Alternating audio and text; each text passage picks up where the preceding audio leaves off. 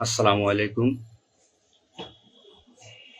আমি আজকে আপনাদের সামনে কিছু গুরুত্বপূর্ণ কথা এবং কিছু অনুমেয় কষ্ট এগুলো বলার জন্য এসেছি। আমি একজন পুলিশ সদস্য। আমি সমগ্র জাতির কাছে একটা অনুরোধ নিয়ে আসছি এবং আমার যারা পুলিশ ভাই বন্ধু ব্যাটসম্যান যারা আছেন, আমি সকলের উদ্দেশ্যে কিছু কথা বলার জন্য আসছি। সমগ্র দেশের মানুষের সামনে কিছু কথা বলার জন্য আসছি। যারা আজকে এই নতুন স্বাধীনতা যারা অর্জন করেছে, যে সমস্ত ছাত্ররা মারা গেছে, সাধারণ মানুষ মারা গেছে, সর্বস্তরের জনগণ যারা মারা গেছে, আমি তাদের প্রতি সমবেদনা এবং দুঃখ প্রকাশ করছি। এবং আমার যারা পুলিশে যারা মারা গেছেন যে সমস্ত ভাইয়েরা, তাদের প্রতি আমার সমবেদনা, তাদের পরিবারের জন্য আমার সমবেদনা।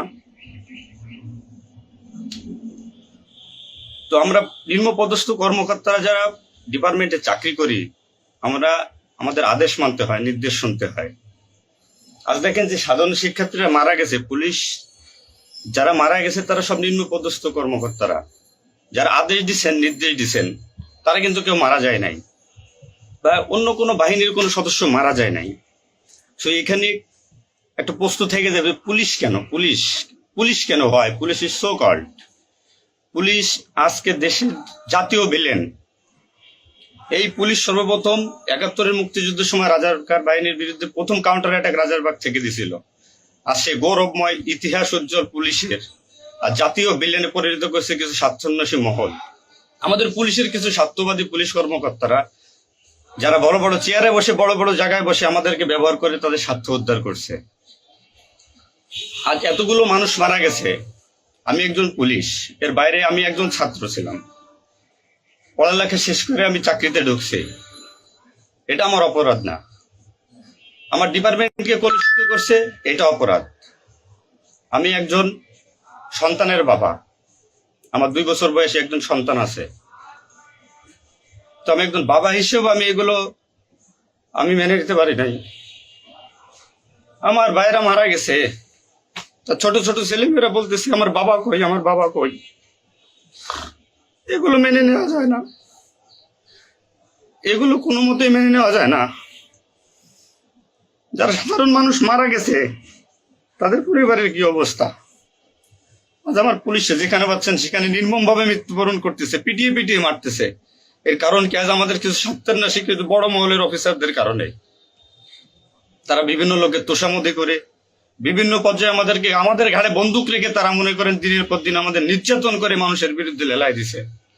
হাজার হাজার কোটি টাকার মালিক হয়ে তারা এখন গা ঢাকা দিছে। এই মৃত্যুর ভাই, এই পুলিশ মৃত্যুর ভার কে নেবে? পুলিশের মৃত্যুর বিচার হবে না এই বাংলাদেশে, আমি জানি।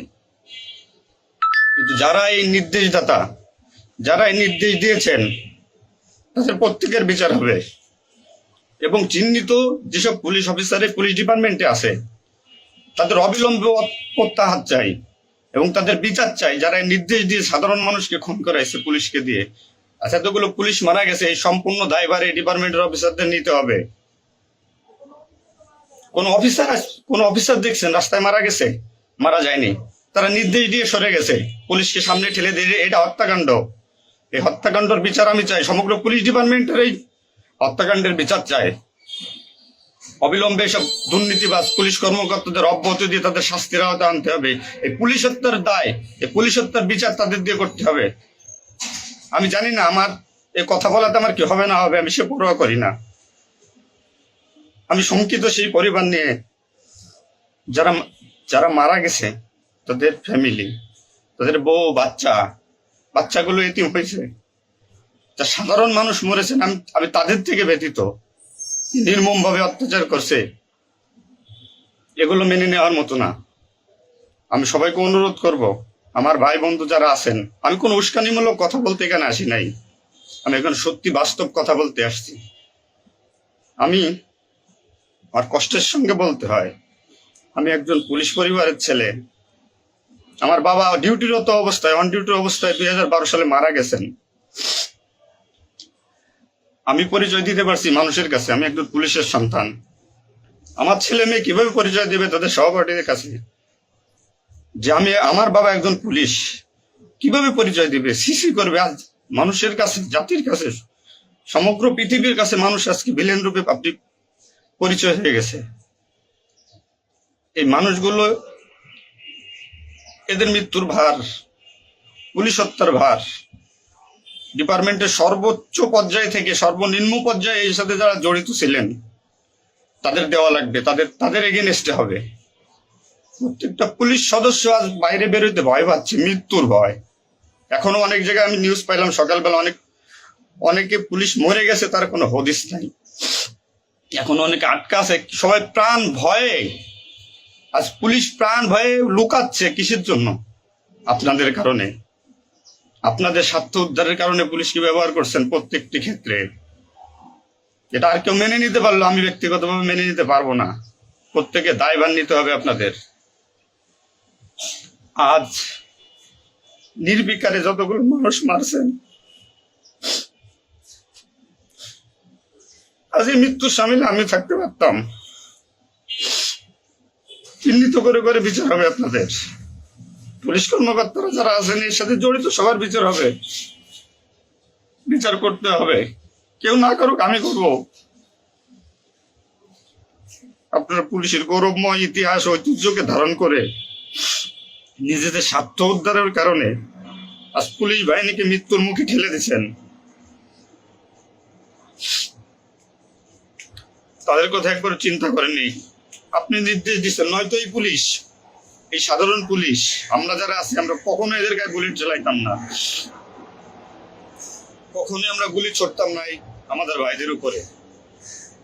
ডিপার্টমেন্টের ম্যাক্সিমাম 80% পুলিশ এখন পড়াশোনার সাথে জড়িত। এভরি ওয়াল, সবাই পড়াশোনার সাথে জড়িত, সবাই ছাত্র। আপনারা আপনাদের ব্যক্তিগত রক্ষার কারণে কই, আপনারা এখন কোথায় আছেন? আপনারা একজন বড় বড় অফিসাররা কোথায় আছেন? বেরোয় আসেন, নামেন পুলিশের সামনে, পুলিশকে সিকিউরিটি দেন, দেশের মানুষকে সিকিউরিটি দেন।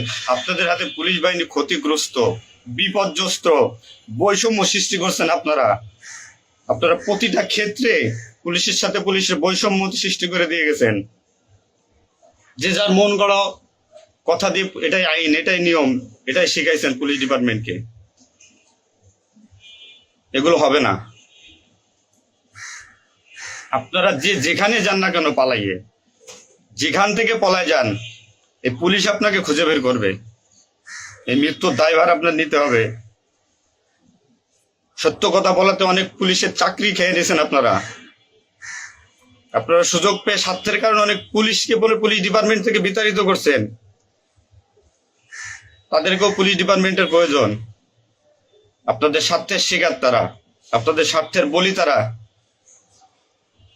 অনেক পুলিশ ভাইরা, সাধারণ পুলিশ ভাইরা যাদের চাকরি থেকে বিচ্যুত করছেন, অবিলম্বে তাদেরকে চাকরিতে আনবেন আপনারা। এটা আমার অনুরোধ।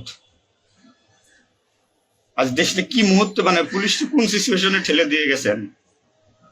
নিশ্চিত মৃত্যু, পুলিশ মানুষ নির্মমভাবে পিটাই পিটাই মারতেছে। এর দায়ভার আপনাদের নিতে হবে। প্রত্যেক পুলিশ পরিবারের যে আক্রোশ, যে কষ্ট, এগুলো দায়ভার আপনাদের নিতে হবে। সাধারণ মানুষ আপনাদের ক্ষমা করবেন। আপনারা সবাই চিহ্নিত, আপনারা সবাই এই বাংলাদেশের দুর্নীতিবাজ পুলিশ অফিসারদের আপনারা সবাই চিনেন, আপনারা সবাই তাদের চিনেন। এদের বিচার আপনাদের করতে হবে। এই বিচার চাই আমরা, সাধারণ জনগণের হত্যার বিচার চাই, পুলিশ হত্যার বিচার চাই। পুলিশ হত্যার বিচার না হওয়া পর্যন্ত আমি ডিউটিতে যাব না, আমি আমার কর্মস্থলে যাব না। অনেক পুলিশ সদস্য এখন পর্যন্ত নিখোঁজ। আমার সহপাঠী ভাইরা মারা গেছে, আমার পরিচিত ভাইরা মারা গেছে। তাদের সন্তান হাউমাউ করে চিল্লাইতেছে, আমার বাবা কই? এর জবাব কি কে দেবে? জবাব দেওয়া লাগবে। এতগুলো মায়ের কোল ফাঁকা করছেন, পুলিশ জীবন হারাইছে, গর্ভবতী মহিলা পুলিশকে পর্যন্ত মারিয়ে ফেলছে।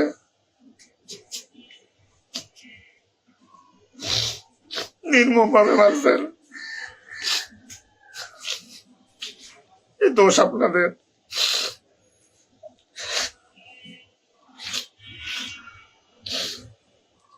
চাকরির ভয় নাই,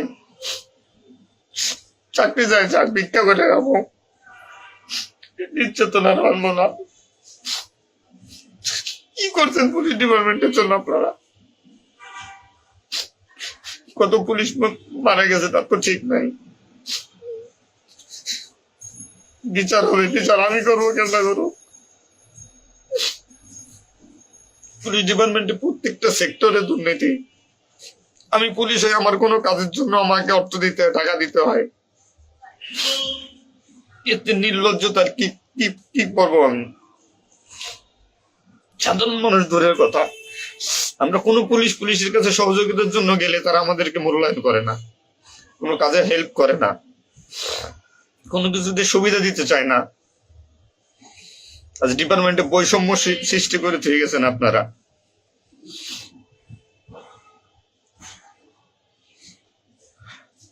এত কিছুর দরকার হয় কেন আপনাদের? আজ আপনারা কেউ মারা যাননি, সবাই নির্দেশ দিয়ে যার যার মতো সুযোগ মতো পালাইছেন, সুযোগ মতো চুপচাপ করে বসে আছেন। পুলিশ ডিপার্টমেন্টের অনেকে আছে যারা এর সাথে জড়িত না, সরাসরি গুলি করতে চায় নাই, বাধ্য করছেন, নির্মম মৃত্যুর দিকে ঠেলে দিয়েছেন এদেরকে। কোনো কিছুই মনে করেন আপনারা। তো নতুন দিনের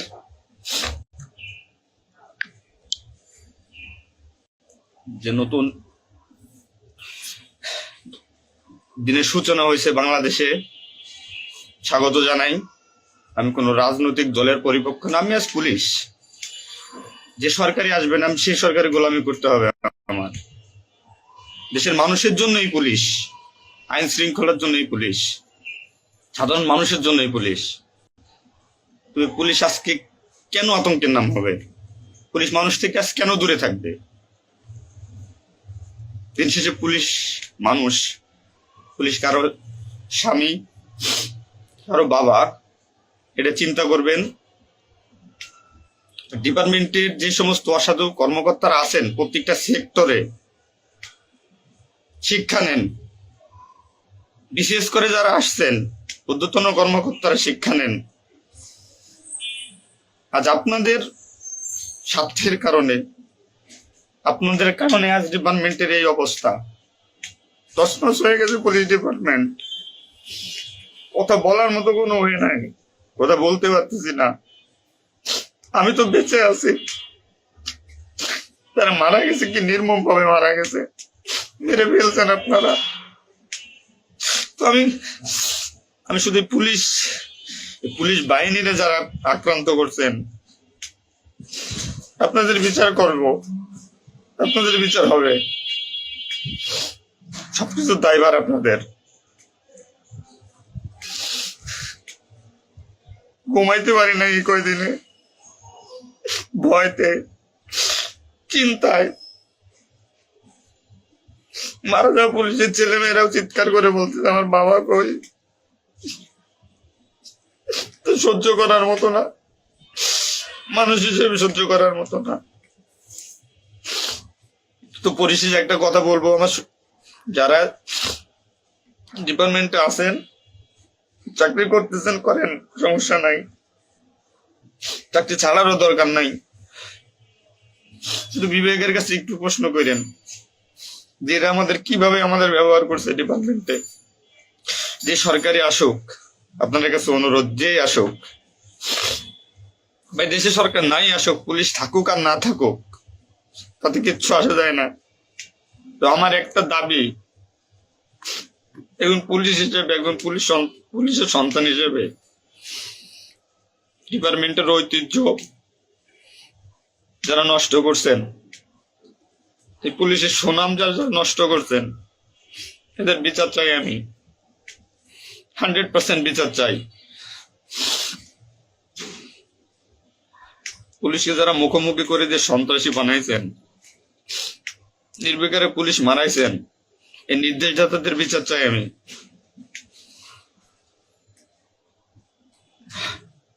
এবং দেশের আইন শৃঙ্খলা পরিবেশ নিয়ন্ত্রণে আনতে সর্বপ্রথমে পুলিশ বাহিনীকে সুশৃঙ্খল করতে হবে। আমি আর অনুরোধ সবার কাছে, যে আপনারা পুলিশে খারাপ চোখে দেখবেন না, যে আমরা যারা নিম্নপদস্থ কর্মকর্তারা আছি, যারা চাকরি করতেছি, আমরা আদেশের গোলাম। আমাদের যেভাবে আদেশ দেয়, যেভাবে নির্দেশ দেয়, আমরা ওইভাবে কাজ করি, ওইভাবে আমাদের চলতে হয়। যে ভীতি, না মানলে চাকরি চলে যাবে, যাক, এ চাকরির প্রতি আর এখন কোনো নাই। তবে আমার ডিপার্টমেন্টে যে সমস্ত ভাইরা মারা গেছে, সাধারণ মানুষ যারা মারা গেছে, তাদের আমরা আর ফিরে পাবো না, হয়তো পাবোই না। তো আমার একটা অনুরোধ, আগে পুলিশ বাহিনীটাকে সুশৃঙ্খল করুন, আইন শৃঙ্খলা সুশৃঙ্খল করবেন। এবং আপনারা যারা সাধারণ মনে করতেছেন পুলিশ ঘৃণিত, পুলিশ অপরাধী, হ্যাঁ পুলিশ অপরাধী, পুলিশ অপরাধ করছে তার চাকরি বাঁচানোর জন্য, এবং তার মাসুল পুলিশকে দিতে হয়েছে জীবনের বিনিময়ে। আপনারা দয়া করে কেউ পুলিশকে খারাপ বলবেন না। পুলিশের প্রতি অনেক, পুলিশ আপনাদের শুভাকাঙ্ক্ষী। এবং বাংলাদেশটার যে বর্তমান পরিস্থিতির উপরে আমি একটা কথাই বলবো, সর্বস্তরের মানুষকে দেশটাকে আবার সুন্দরভাবে গড়তে হবে, এটাই সবচেয়ে বড় কথা। ফার্স্ট অফ অল এটাই হচ্ছে বাস্তবতা। দেশটাকে আমরা সবাই মিলে গড়বো। এবং পুলিশ বাহিনীর আপনারা যারা পুলিশে আছেন, আপনারা সুশৃঙ্খল হন, মানুষের প্রতি আনুগত্য হন এবং শিক্ষা নেন।